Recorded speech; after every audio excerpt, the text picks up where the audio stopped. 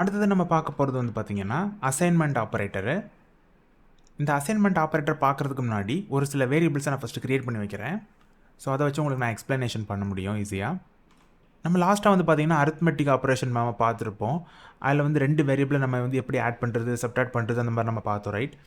இது வந்து அது போல் சிமிலரான ஒரு விஷயந்தான். இப்போ இந்த ஃபஸ்ட் லைனை பாருங்கள், வலது பக்கமாக இருக்குது பார்த்தீங்களா 10, இது வந்து ஒரு வேல்யூ. இதை நம்ம வந்து ஏங்கிற இந்த வேரியபிளுக்கு நம்ம அசைன் பண்ணுறதுக்காக நம்ம யூஸ் பண்ணுற ஆப்ரேட்டர் வந்து பார்த்திங்கன்னா அசைன்மெண்ட் ஆப்ரேட்டர். அதுதான் இந்த ஈக்குவல்ஸு. ஸோ பேசிக்கலி இது என்ன பண்ணுதுன்னு வந்து பார்த்திங்கன்னா 10ங்கிற இந்த வேல்யூவை எடுத்து ஏங்கிற இந்த வேரியபிள்குள்ளே ஸ்டோர் பண்ணுது, அதாவது அசைன் பண்ணுது. அதுக்காக நம்ம யூஸ் பண்ணுறது தான் அசைன்மெண்ட் ஆப்ரேட்டர். அதே மாதிரி தான் நம்ம பி வேரியபிளுக்கும் பண்ணியிருக்கோம். நார்மலாக வந்து பார்த்திங்கன்னா ஒரு 2 வேரியபிளை வந்து ப்ளஸ் பண்ணுறதுக்கு நம்ம என்ன பண்ணணும், ஒரு வேரியபிள் ஏ ப்ளஸ் வேரியபிள் பி இந்த மாதிரி நம்ம வந்து ஃபஸ்ட்டு நம்ம ப்ளஸ் பண்ணிவிட்டு அதை இன்னொரு வேரியபிளுக்கு நம்ம அசைன் பண்ணி நம்ம அதை ப்ரீவியூவாக பார்த்தோம், அப்படி தானே? ஆனால் இதை நம்ம வந்து ஒரு சிங்கிள் லைனாகவும் நம்மளால் இதை பண்ண முடியும்.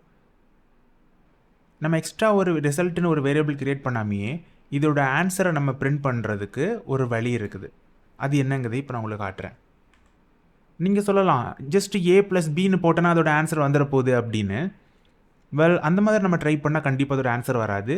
பிகாஸ் ஏங்கிற வேரியபிளோட வேல்யூ வந்து 10 அண்ட் அந்த கால்குலேட் பண்ணாலும் அதை நம்ம எந்த ஒரு இடத்துல நம்ம அசைன் பண்ணாதனால அதோட வேல்யூ வந்து இப்போவும் அதுக்கு நமக்கு 10 தான் நம்ம அதை எடுத்துக்கோம். இதுக்கு ரீசன் வந்து என்னென்னு வந்து பார்த்திங்கன்னா இது வந்து கால்குலேஷன் பண்ணுது, ஆனால் அதை நம்ம எங்கேயுமே நம்ம ஸ்டோர் பண்ணலை, எங்கேயுமே அசைன் பண்ணலை. இது ஜஸ்ட் கால்குலேஷன் மட்டும் தான் பண்ணியிருக்கு.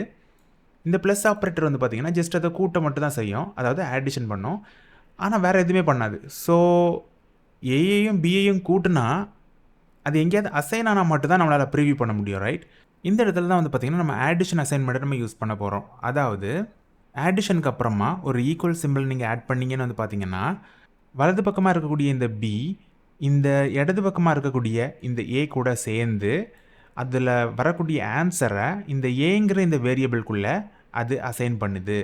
இப்போ நல்லா கவனிச்சிக்கோங்க, பின்னு இருக்கக்கூடிய இந்த வேரியபிள் வந்து ஏன்னு இருக்கக்கூடிய வேரியபிள் கூட ஃபஸ்ட்டு ஆட் ஆகி அதில் வரக்கூடிய ஆன்சரை இடது பக்கமாக இருக்கக்கூடிய வேரியபிள் கூட அது அசைன் பண்ணுது. அதுதான் அதோட அர்த்தம்.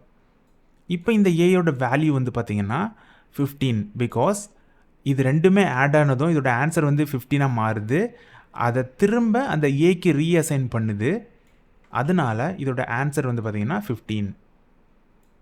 இதே மாதிரி தான் நம்மளுடைய சப்ட்ராக்ட் அசைன்மெண்ட் ஆப்ரேட்டரும் ஃபஸ்ட்டு வேரியபிளோட கால்குலேஷனை பண்ணிவிட்டு இடது பக்கமாக இருக்கக்கூடிய வேரியபிளுக்கே அதை அசைன் பண்ணிடும். அதுதான் அதோட வேலை.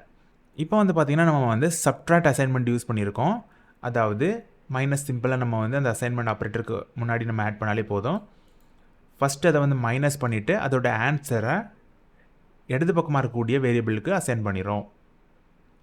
அதனால் 10ல் 5 போனால் 5, ஸோ அதோட ஆன்சரும் 5. இதே மாதிரி தான் வந்து பார்த்திங்கன்னா மல்டிப்ளிகேஷன் அசைன்மெண்ட் ஆப்ரேட்டருக்கும் ஒரு ஆஸ்ட்ரிக்ஸை முன்னாடி போட்டுட்டு அதுக்கப்புறமா ஒரு அசைன்மெண்ட் ஆப்ரேட்டர் நீங்கள் போடணும். இப்போ வந்து ஜஸ்ட்டு கால்குலேட் பண்ணி அதே மாதிரி ஏக்கு வந்து அதோட ஆன்சரை நமக்கு கொடுக்கும், அதாவது அசைன் பண்ணோம். டிவிஷன் அசைன்மெண்ட்டுக்கும் இதே மாதிரி நீங்கள் யூஸ் பண்ணிக்கலாம். ஃபார்வர்ட் ஸ்லாஷ் இந்த தடவை யூஸ் பண்ணிங்கன்னா அதே மாதிரி டிவிஷன் வரும். Same goes for modulus. இது ஃபஸ்ட் டைம் நீங்கள் பண்ணும்போது உங்களுக்கு குழம்ப சான்ஸ் இருக்குது. உங்களுக்கு இன்னொரு எக்ஸாம்பிள் நான் கொடுக்குறேன். இது எதுக்கு ஈக்குவலுங்கிறத இப்போ உங்களுக்கு காட்டுறேன். ஃபஸ்ட்டு நான் வந்து ஏங்கிற இந்த வேரியபிள் நான் எடுத்திருக்கேன். இதுக்கு வந்து அசைன்மெண்ட் ஆப்ரேட்டரான ஈக்குவல்ஸை நான் கொடுத்துருக்கேன்.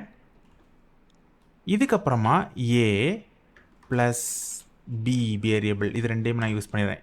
இப்போ வந்து ஏயையும் பியையும் ஆடிஷன் பண்ணி இதோட ஆன்சரை இந்த ஏங்கிற இந்த வேரியபிள்குள்ளேயே அசைன் பண்ணு அப்படின்னு நம்ம கொடுக்குறோம்ல. இதோட ரிசல்ட்டை நீங்கள் பார்த்துருப்பீங்க, 15ன்னு வந்து இருக்குது. பிகாஸ் இது வந்து 10ஐயும் 5ஐயும் கூட்டிட்டு அதோட ஆன்சரை ஏக்கே ரீஅசைன் பண்ணுது.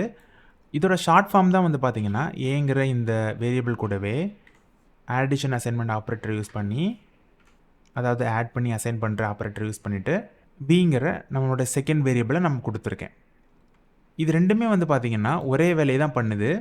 நம்ம இந்த மாதிரி பண்ணும்போது நம்ம எக்ஸ்ட்ரா சின்டெக்ஸ் எதுவுமே ஆட் பண்ணாமல் சேம் ரிசல்ட்டை நம்ம அச்சீவ் பண்ணியிருக்கோம்.